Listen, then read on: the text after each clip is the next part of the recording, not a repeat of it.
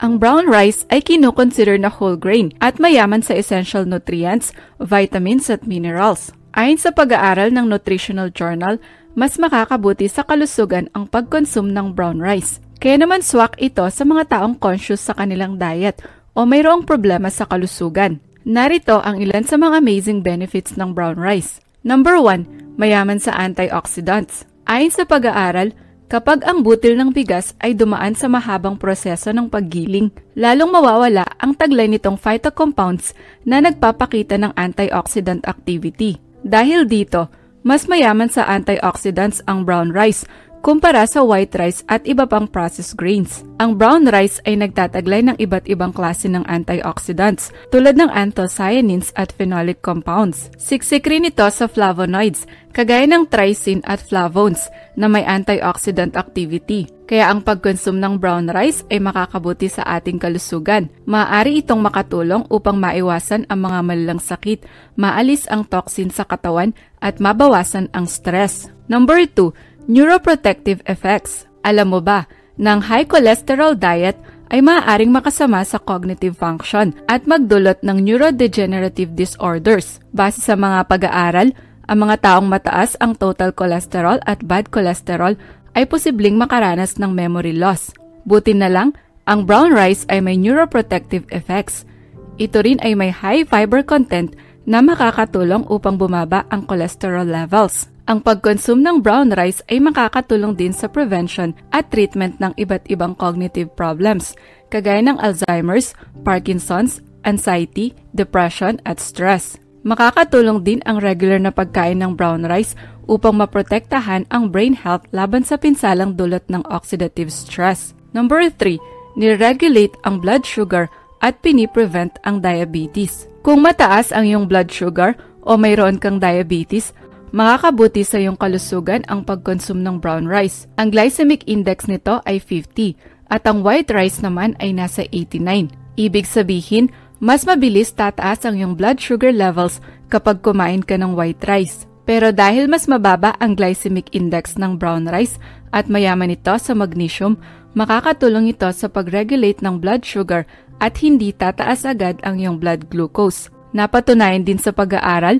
ng pag-consume ng 3 servings ng brown rice kada araw ay makakatulong upang bumaba ang risk ng type 2 diabetes. Number 4, pinopromote ang heart health. Maraming nutrients na taglay ang brown rice na makakatulong upang mapanatiling healthy ang iyong puso. Mayaman ito sa dietary fiber at lignans na may kakayahang pababain ang risk ng heart disease. Ang pag-consume ng brown rice ay makakatulong din para bumaba ang inflammatory markers. Additionally, ito ay nagtataglay ng 20% daily recommended intake ng magnesium na makakatulong upang maiwasan ang stroke at heart disease. Although mataas ang oil content nito, kayang pababain ng brown rice ang bad cholesterol levels. So kung gusto mong pangalagaan ang kalusugan ng iyong puso, isama sa iyong diet ang brown rice. Number 5, makakabuti sa digestion. Kung gusto mong gumanda ang function ng iyong digestive system, makakatulong din ang brown rice kapag sinama mo ito sa iyong daily diet. Ito ay siksik sa dietary fiber na makakatulong upang ma-regulate ang movement sa iyong intestines. Sa katunayan, ang 100 grams ng brown rice ay mayroong 1.6 grams ng fiber. Pinopromote nito ang regular bowel movements at piniprevent ang digestive problems. Maliban dito, ang fiber na taglay ng brown rice ay makakatulong upang maibsan ang constipation, diarrhea at colitis. Napatunayan din sa pag-aaral na mas matagal matunaw ang brown rice kaysa sa white rice, kaya nag-a-add ito ng bulk sa stool o dumi.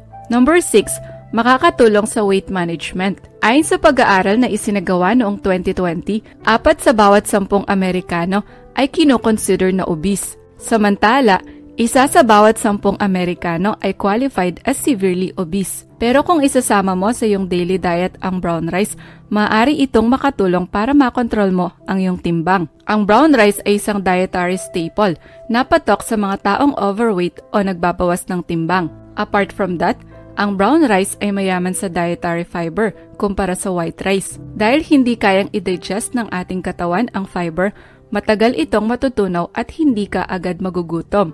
Pinopromote rin ito ang feeling of fullness o pagkabusog. As a result, mababawasan ang iyong calorie intake at hindi ka tataba.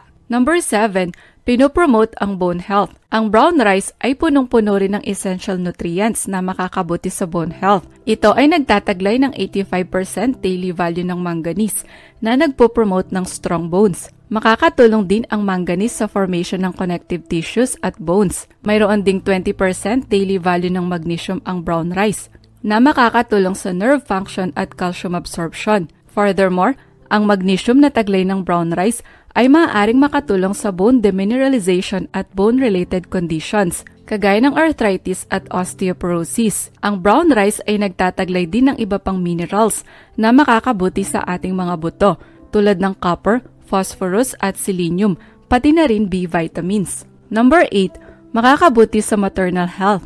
Para naman sa mga nais magbuntis, ang regular na pagkain ng brown rice ay maaaring makatulong sa iyo. Ayon sa pag-aaral ng European Journal of Nutrition, ang pag-consume ng brown rice ay may positive effects sa mga breastfeeding mothers dahil makakatulong itong mabawasan ang fatigue, stress at mood swings. Ang brown rice ay mayaman din sa immune-boosting properties na makakatulong para lumakas ang immune system ng mga lactating mothers. Bukod dito, ang manganese na taglay ng brown rice ay makakatulong sa reproduction. Talaga namang napakasustansya at maganda sa kalusugan ang brown rice. Pero tandaan, everything should consume in moderation dahil ang labis na pag-consume ng brown rice ay posibleng magdulot ng gas, bloating, diarrhea, constipation, nasal congestion, lethargy at cramps.